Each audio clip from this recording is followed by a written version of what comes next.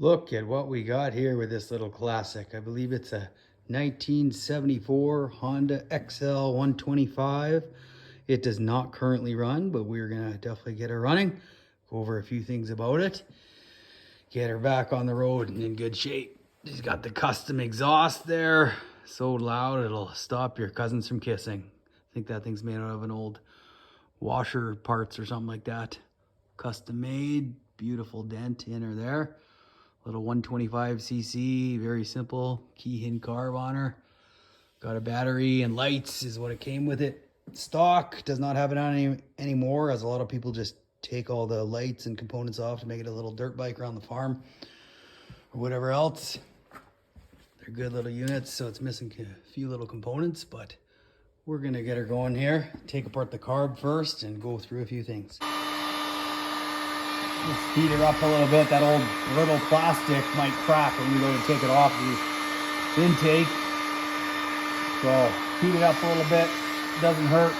Might prevent a few cracks. We'll see. Or it could just waste all of our time. I'm willing to risk it.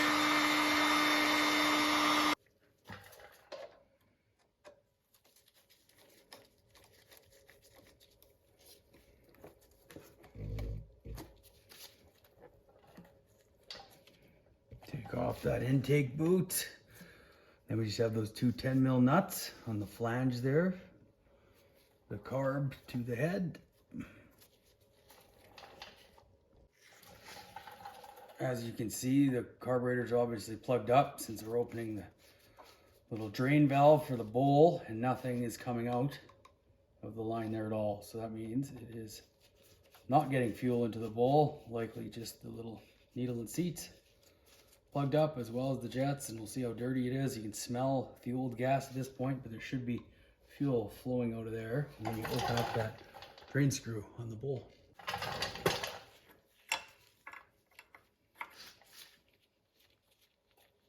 Like everything Japanese, a 10 mil takes apart about 90% of the bike, it seems like, or cars, Honda Civics, whatever you got. 10 mil for that nut, 10 mil for the other. Got both those nuts off, wiggle it off the little mounting bolts there. Don't lose them, like I just dropped one of them. And then, like most of these older carbs, your slide just unscrews. Some are stuck in there pretty good. This one doesn't seem to be too bad. And just remove it. Check out the condition of your needle. See how much gunk's in there. You can tell there's definitely some old gas in and around it, but doesn't look horrible at this point. We'll take apart the bowl and the rest of the carb, clean out the jets. Choke, just a little slide that goes through there on top. Opening and closing the flange. Allow more air, less air, which in turn richens or leans the mixture. All right.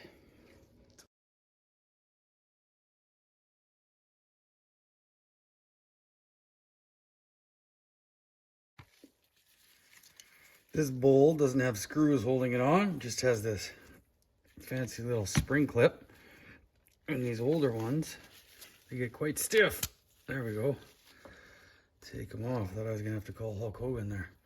And then, if this guy actually comes off, oh yeah, that's on there fairly tight. See what we can do. Might take some motivation or a sledgehammer. Yep, let's get some. Look what we got here. Isn't that beautiful? Must have been the Green Goblin's carburetor here. That's some beautiful gas, probably from the 70s left over there. Wow, I wish you could buy the green stuff more. That's what happens when gas gets really old, and obviously there was nothing in the bowl, which is why I wasn't getting fuel. Wasn't starting. I didn't drain it because it wouldn't drain. There was nothing to drain. So let's start cleaning this out. Let it sit in some solvent, some cleaner, carburetor cleaner. Go through all the jets and everything here. Nice.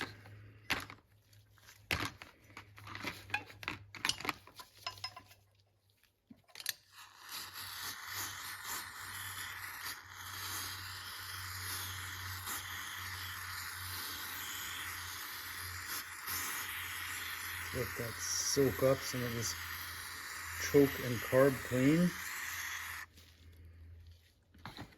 for a little bit, as well as let's give this a shot. Take out the gasket, see if the float actually comes out. Float does move, but as you might be able to see in there, the needle and seat, oh, it did actually start moving there again. Interesting. Was kind of stuck at first. Now it actually seems to be moving a little bit, so it has freed up just from the amount of that I've played with it here. You can see it moving a bit there. Might not be as bad after all, and you can actually see possibly on camera angle that the main jet is clear. Probably not the pilot. Obviously didn't have fuel in there, but let's go through and clean it. Might not be terrible after all. Took a little bit of motivation to get the pins started to come out of here, but though we had it, might take a little more or a different tool.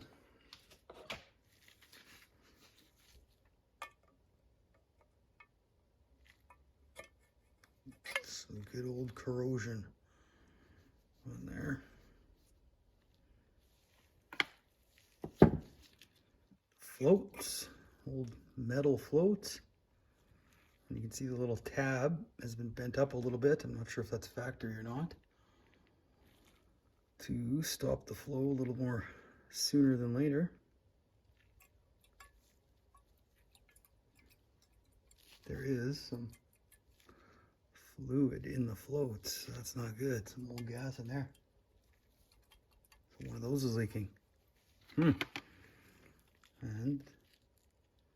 the needle comes out of here. Look at that. Not atrocious, but it obviously wasn't allowing enough fuel, or was kind of jammed up there a bit. Take this little gasket out of here, see if it's still got some life in it. If we don't break it, try to get it out. Likely will. Ooh, it's already chipping away. I'm gonna heat it up a bit. Now that the heat guns warmed it a little bit, made it a little more pliable, it is coming out a fair bit better without just cracking and everything. It still might not be salvageable, but it's worth a shot. Putting a little screwdriver to help motivate it to get up out of bed in the morning. I tried Tony Robbins, but that didn't work. Let's see if we can get it under here. Ooh, you're gonna be stubborn on that side. Everywhere else has worked out pretty good. Just a slight prying there.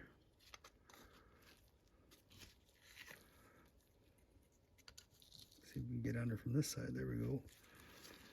A little bit's broken off. Might need to replace it, get a carb kit anyways, but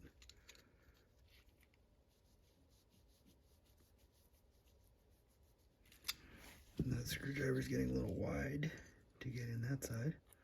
This one's a bit better fit. Ooh, look at that. Got about 3/4 of the way. This side, ooh, look at that. If I wouldn't have tried the heat, I don't think there's any way that would have came out of there nearly as nice. Possibly even salvageable, but if I can find a carb kit, I'll likely be replacing it anyways. Did come out in one piece. Now, and the reason I'm taking that out, as I'm sure most people know, just so the carburetor cleaner and other chemicals sometimes used on there will not deteriorate the rubber as much if you remove it. So then start cleaning it. Some chemicals can eat through the rubber and destroy it, and then you just have to get a new one anyways. Let's let this soak with some carb cleaner for a bit. And we can go through, brush it a little bit, use some tip cleaners if we have to, not really on the brass, but some other spots. Wow, that's some good looking chocolate milk at the bottom of this air-cooled Honda here. That has been sitting there quite a while, probably a fair amount of clutch material in there. Yummy.